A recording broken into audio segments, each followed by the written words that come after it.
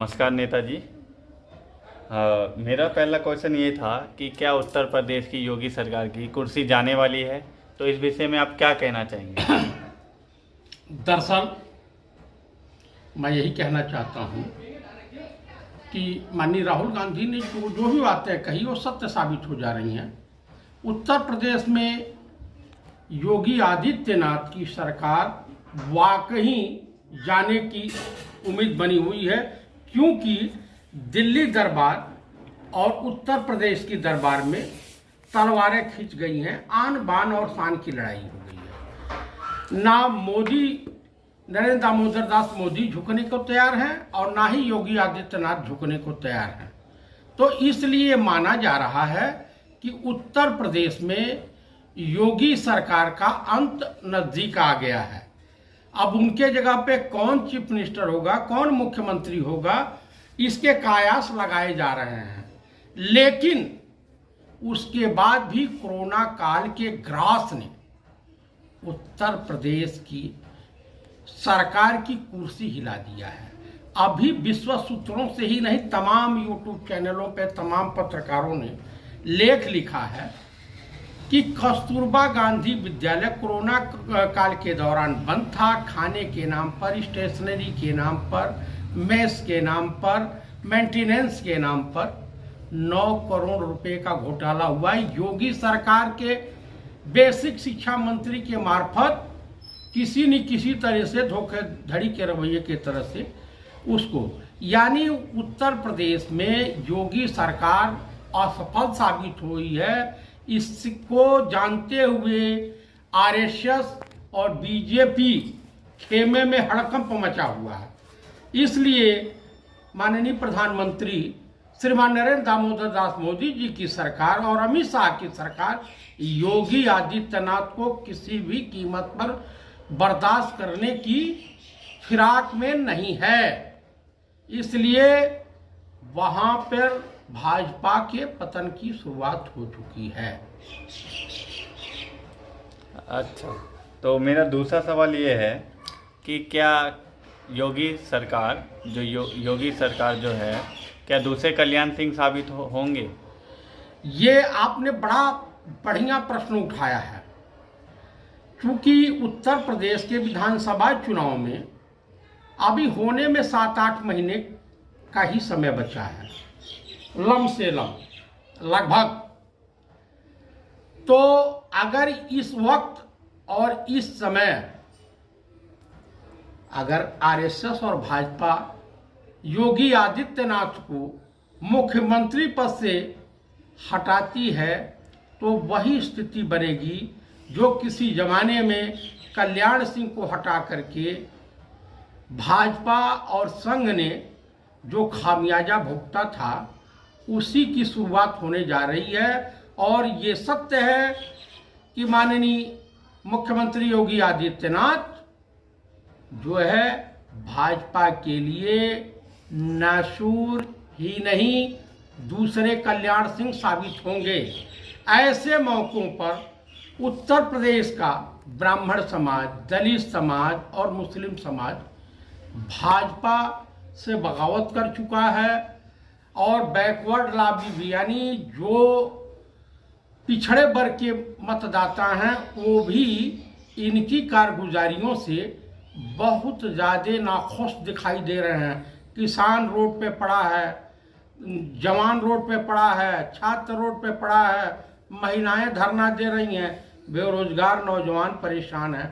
और कोरोना महामारी के समय जो अव्यवस्थाएं फैली हुई थी, जो झूठा प्रचार प्रसार किया जा रहा था ट्विटर के मार्फत और कुछ अधिकारियों के मिली भगत की वजह से, भाजपा के नेताओं का ये आरोप रहा है कि हमारी सुनी नहीं जाती है, हमारे लोगों के ऊपर ध्यान नहीं दिया जाता है और मुख्यमंत्री मनमानी कर रहे हैं। उसके एवज में अगर इनके नेतृत्व में चुनाव लड़ा जाता है तो उत्तर प्रदेश में भाजपा का पतन निश्चित है। तो एन केन प्रकरण योगी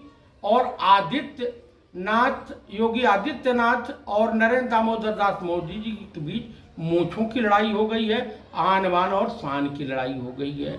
कुल मिला के वर्चस्व की लड़ाई में देखिए इसका परिणाम क्या निकलता है।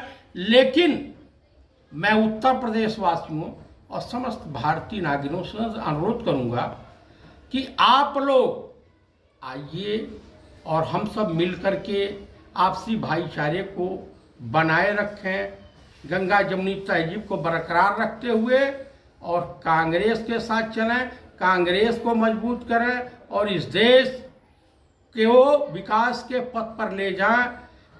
किसी भी जो है मुल्क के लिए, किसी भी देश के लिए और भारत जैसे अखंड देश के लिए, यहाँ पर यहाँ के लोकतंत्र के लिए कट्टर हिंदुइज्म भी घातक है और कट्टर इस्लामीकरण भी घातक है। लेकिन वर्तमान समय में आरएसएस और बीजेपी की वजह से इस देश में कट्टर हिंदुइज्म और इस देश के लोकतंत्र के लिए, इस देश की इंसानियत के लिए, इस देश की मानवता के लिए अत्यंत घातक है। मैं आपको बता रहा हूं कि देश को माननीय नरेंद्र दामोदर दास मोदी जी की सरकार ने हिंदुओं को चूतिया बनाते हुए, मूर्ख बनाते हुए, बकलोल बनाते हुए हिंदुस्तान को आर्थिक रूप से दिवालिया कर डाला है, आर्थिक रूप से बर्बाद कर दिया। अब हिंदुस्तान के हाथ में कटोरा है केवल भीख मांगने के लिए। इसके अलावा इस सरकार ने कुछ नहीं किया। वैक्सीनेशन की गति को रोक दी गई है, वैक्सीन है नहीं, कोरोना की तीसरी लहर आने वाली है, कुछ क्षेत्रों में धीरे धीरे अपना पदार्पण दे चुकी है। उस स्थिति में इस देश की रक्षा भगवान ही कर सकता है। उत्तर प्रदेश और को भी supreme court of India, high court ने आईना दिखाया है कि भैया अभी तक इस देश का लोकतंत्र सर्वसार हो रहा था, अब इस देश के सुप्रीम कोर्ट को भी लोग गिरफ्तार कहने से परहेज नहीं कर रहे हैं। इसलिए मैं देशवासियों से ये अनुरोध करता हूं कि आप लोग राहुल गांधी के कंधे से कंधा मिला करके चलें और देश को विकास के पथ पर ले जाएं। इस चैनल को आप लोग सब्सक्राइब करें और लाइक करें, अपनी प्रतिक्रिया दें, अधिक से अधिक मात्रा में इसे शेयर करें, जनता के बीच पहुंचावें। कांग्रेस ही इस देश का भला कर सकती है, विकास कर सकती है। आज ब्राह्मणों की सबसे बड़ी दुश्मन अगर कोई राजनीतिक दल साबित हुआ है तो वो आरएसएस और बीजेपी साबित हुई है। एक 4 दिन की नई नवेली दुल्हन को योगी सरकार अपने ब्राह्मणों से नफरत करते हुए उसे जेल खाने में कैद कर रखे हैं और वो खून की उल्टियां कर रही है, मौत और जीवन के बीच जूझ रही है। लेकिन निरंकुश योगी सरकार ब्राह्मणों की दुश्मन बन गई है। इस वक्त उत्तर प्रदेश में ब्राह्मणों के ऊपर योगी सरकार कहर बन के टूट रही है।